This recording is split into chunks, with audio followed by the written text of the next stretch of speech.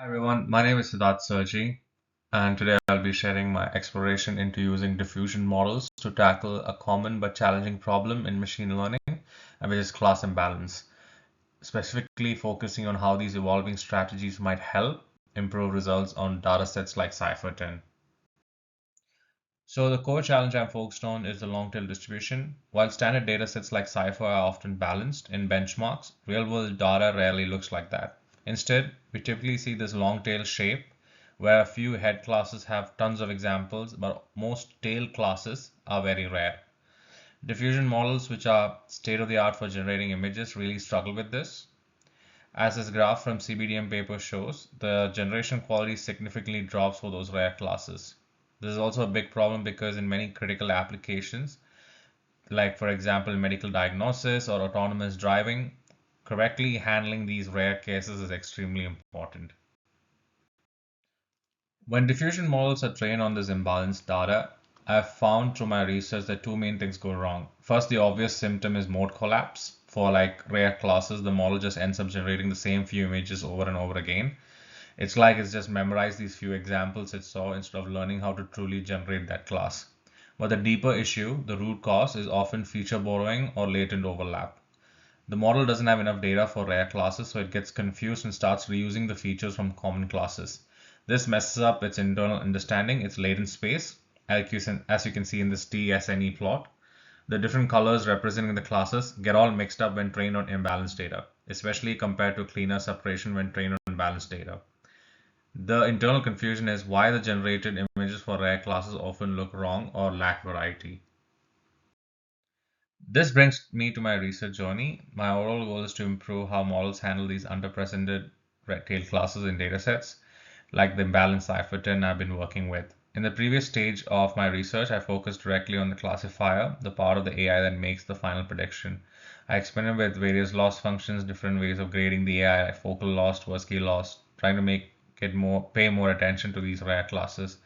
And while I saw some improvements, particularly in getting the model to recall rare classes more often, I consistently ran into limitations, and this led to me to finding out how to improve the rare classes. And improving the rare classes came at the cost of performance on common ones. Sometimes the training becomes unstable, and it didn't fundamentally fix the AI's underlying understanding learned from the biased data. So hitting those limits with classifier losses led me to ask, could a different type of model offer a better solution? That's why I turned my attention to diffusion models. These models are currently the best at creating high fidelity, which is diverse images. My hypothesis was that maybe their process of learning to unblur noise forces them to learn richer, more robust features for all classes.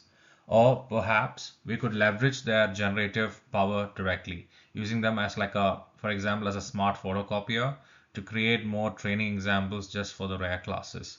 Furthermore, the research showed diffusion models have unique tricks like recognizing the internal map or even changing the internal initial blurring process, which are fundamentally different approaches to bias than just tweaking classifier rules.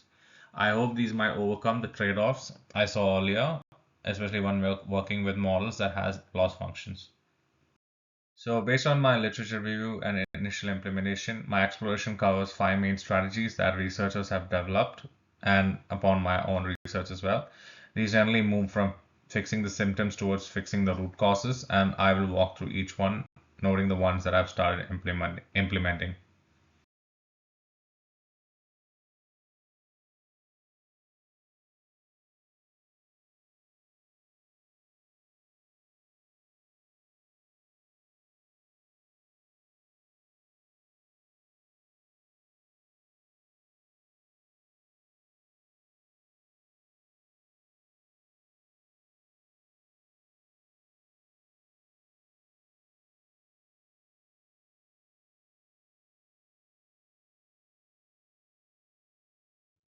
All right, let's dive into strategy one, pioneered by class balancing diffusion models or CBDM.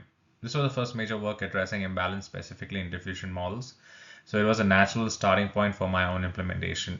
The goal is simple, get the model to generate a more balanced set of images across all classes and not just the biased and not be just biased towards the common ones. The core idea behind CBDM is clever. It focuses on knowledge sharing. Imagine the AI struggles to draw a lizard. Now, the CBDM encourages it to borrow general features like texture or basic shapes from a common cat it already knows well. Technically, it achieves this using a distribution adjustment regularizar, an extra loss term added during training. As the diagram illustrates, the loss generally pushes the model's predictions for the correct class, let's say for the lizard, to be somewhat similar to its prediction for a randomly chosen different class, the cat. I've implemented this regularizer in my experimental setup. While CBDM is effective and foundational for this field, the consensus in the research and what I'm observing is that it primarily tackles the symptom, the unbalanced output distribution. It doesn't fundamentally fix the model's internal confusion or representation entanglement. So it's a valuable first step, but more like treating the symptom rather than underlying cause. Realizing CBDM relies on potentially flawed internal guesses. Now, when it comes to strategy two that I thought about, which is orientation calibration, it tries to provide better guidance during the image creation process. The key idea is T2H, which is the noisy tail to clean head. As the model is denoising an image for a rare class, it gets extra guidance nudging it towards actual high quality photos of common classes. Think of it like giving the AI a GPS signal using reliable landmarks. This is appealing because it uses real data for guidance, making it potentially more robust, and it's fixing the process step by step. Now, although strategies 1 and 2 try to manage the output of the process, strategy 3 aims deeper. It aims to go deeper, which is fixing the root cause. The jumbled internal map or latent space we saw earlier.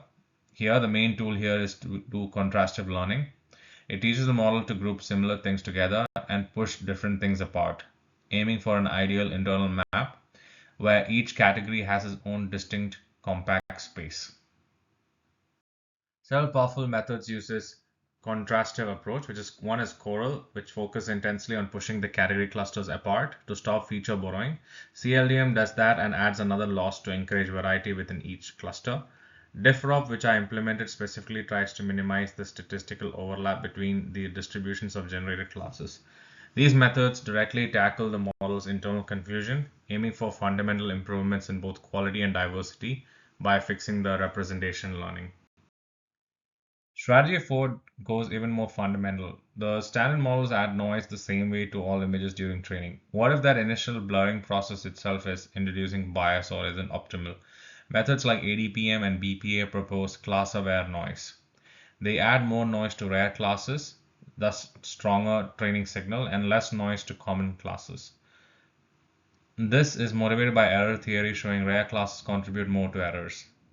MULAN, on the other hand, learns the best way to add noise, making it different for each pixel and adaptive to the image itself. Its goal is actually to learn the data distribution more efficiently overall. These are upstream fixes and changing the very definition of the training task to prevent problems from the start. Lastly, strategy 5 offers a very pragmatic alternative. Instead of trying to perfect one generator for all classes, DiffULT uses a standard diffusion model simply as a tool. The pipeline is straightforward. Train a basic generator, use it to make lots of new pictures only for the rare classes. Combine these with synthetic images with your original data set to create a balanced data. And then train a standard classifier on this augmented data. This cleverly sidesteps the difficulty of perfect generation by focusing on creating useful data to solve a downstream classification problem. It fixes the data, not the generator. Based on this potential, I started implementing some of these strategies. My experimental setup uses a conditional diffusion model with a standard UNet architecture trained on my moderately imbalanced Cipher10 dataset. Specifically, I have implemented CBDM, which tries to balance the output, and Diffrop, contrastive loss, aiming to separate the model's understanding of different classes. I also incorporated classifier-free guidance, CFG, including an adaptive version. I use standard training techniques like AdamW, learning rate scheduling, and EMA weights for stability. This setup lets me directly test and compare these different diffusion-based approaches on my specific problem. Here's an early example of the kind of images generated during the training. Based on this exploration, my immediate next steps are first to rigorously evaluate my current CBDM and DiffRoute implementation and getting solid numbers for FID, especially FID tail, and comparing them to my previous classifier results. Second, based on those results and literature, I plan to explore more advanced strategies like focusing on latent structuring methods like Coral or CLDM next. I'm currently running all these codes on Jupyter Notebook and using Google Colab using GPUs. And third, I'll need to carefully tune and potentially combine these methods for the best results on Cypher 10. In my conclusion, my investigation shows that while my previous work on classifier losses provided some gains against class imbalance on Cypher 10, different models offer a rich set of alternative and potentially more powerful strategies. The field has moved from simple output corrections towards fundamental fixes, targeting representation learning and even the initial noise process. My ongoing work is actively implementing and testing these generative approaches. Thank you for listening. I hope you enjoyed my presentation.